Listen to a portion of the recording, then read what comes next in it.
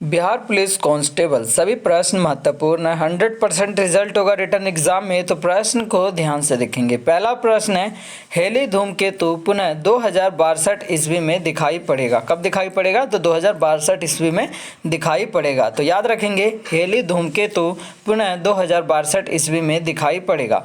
अगला प्रश्न देखेंगे, इंसुलिन के शर्कराओं के उपापचय को नियंत्रित करता है। क्या नियंत्रित करता है? तो उपापचय को नियंत्रित करता है। इंसुलिन शर्कराओं के उपापचय को नियंत्रित करता है। अगला प्रश्न देखेंगे, सूर्य के प्रकाश से क्या प्राप्त होता है? तो सूर्य के प्रकाश से विटामिन डी प्राप्त होता है। याद रखेंगे, सूर्य के प्रकाश से विटामिन डी प्राप्त होता है। अगला प्रश्न देखेंगे, गांधी जी ने CF एंड्रूज को कौन सी उपाधि दी थी? तो ये दीनबंधु की उपाधि दी थी। किस चीज़ की उपाधि दी थी? तो दीनबंधु की उपाधि दी थी। तो याद रखेंगे, गांधी जी ने CF एंड्रूज को दीनबंधु की उपाधि दी थी। अगला प्रश्न है, IST एवं GMT के बीच समस्याओं का अंतर कितना है? तो 5.1/2 घंटा है। तो याद रखेंगे, IST एवं GMT के बीच समस्याओं का अंतर 5.5 घंटा है। अगला प्रश्न देखेंगे, विषुवत रेखा पर एक दिन की अवधि कितनी होती है? तो ये 12 घंटे होती है। कितनी होती है? 12 घंटे होती है। विषुवत रेखा पर एक दिन की अवधि 12 घंटे की होती है। अगला प्रश्न देखेंगे, संविधान के अनुच्छेद 19 के 1 के का संबंध प्रेस की स्वतंत्रता से किससे संबंध है? तो ये प्रेस की स्वतंत्रता से संबंध है। तो याद रखेंगे, संविधान के अनुच्छेद 19 के 1 के का संबंध प्रेस की स्वतंत्रता से है।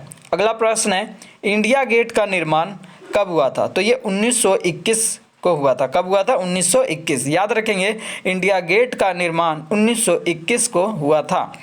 अगला प्रश्न है, विजयनगर साम्राज्य का निर्माण कब हुआ था? तो ये 1936 में हुआ था।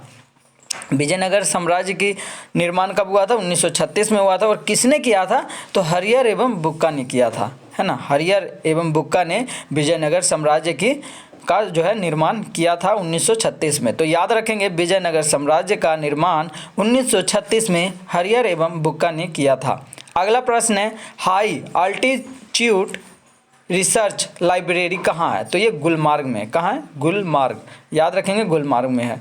High altitude research library Gulmarg में है। अगला प्रश्न देखेंगे, भगवान बुद्ध ने अपना पहला उपदेश कहाँ दिया था? तो ये सारनाथ में दिया था। और कौन सी भाषा में दिया था? तो ये पाली भाषा में दिया था। तो याद रखेंगे, भगवान बुद्ध ने पहला जो उपदेश दिया था वो सारनाथ में दिया था, और जो भाषा था वो पाली था। तो भगवान बुद्ध ने पहला उपदेश सारनाथ में पाली भाषा में दिया था। अगला प्रश्न देखेंगे, शताब्दी एक्सप्रेस का संबंध किससे है? शताब्दी एक्सप्रेस का संबंध जवाहरलाल नेहरू से है। किससे है? जवाहरलाल नेहरू से। तो याद रखेंगे, शताब्दी एक्सप्रेस का संबंध जवाहरलाल नेहरू से है। अगला प्रश्न देखेंगे, मोती मस्जिद को किसने बनवाया था? तो मोती मस्जिद को शाहजहां ने बनवाया था। किसने बनवाया था? शाहजहां ने बनवाया था। और यह है कहाँ? तो आगरा में है। याद रखेंगे, मोती मस्जिद का निर्माण शाहजहां ने बनवाया था, जो कि आगरा में है। अगला प्रश्न है, रक्त की अधिकतम मात्रा कहाँ होती है? तो ये हृदय में होती है। कहाँ होती है? हृदय में होती है। रक्त की अधिकतम मात्रा हृदय में होती है। अगला प्रश्न देखेंगे, लोहा का सांकेतिक रूप बताना है। क्या है? तो लोहे का सांकेतिक रूप Fe है, जिसे आयरन के भी कहते हैं, है ना, आयरन भी कहते हैं। तो लोहा का सांकेतिक रूप Fe है, जिसे आयरन कहते हैं। और सोना का सांकेतिक क्या है रूप? तो वो है Au। सोना का है Au और चांदी का है Ag। चांदी का क्या है? Ag। तो याद रखेंगे, लोहा का सांकेतिक रूप Fe है और सोना का Au है तथा चांदी का Ag होता है। अगला प्रश्न देखेंगे, चूना पत्थर का रूपांतरित चट्टान बताना है। तो ये संगमरमर है ना। चूना पत्थर का रूपांतरित चट्टान क्या है? तो संगमरमर है। चूना पत्थर का रासायनिक चट्टान संगमरमर है। तो इसी तरह के प्रश्नों की रिवीजन के लिए आप चैनल को सब्सक्राइब कर लेंगे और बेल आइकन भी प्रेस कर लेंगे, ताकि वीडियो का नोटिफिकेशन आपको मिलता रहे। और इस चैनल पे और भी वीडियोस अपलोड किए गए हैं आपके रिवीजन के लिए, तो उसे भी देखेंगे। और आपका जो अपडेट है हमारा, वो 51वां वीडियो जो आएगा, उसमें हम हाथ से लिखे नोट्स तैयार किए हैं, उसकी रिवीजन कराएंगे, जिसमें सभी इम्पोर्टेंट प्रश्न है। तो उन सभी प्रश्नों की अगर आप रिवीजन करना चाहते हैं तो चैनल को सब्सक्राइब करना ना भूलें।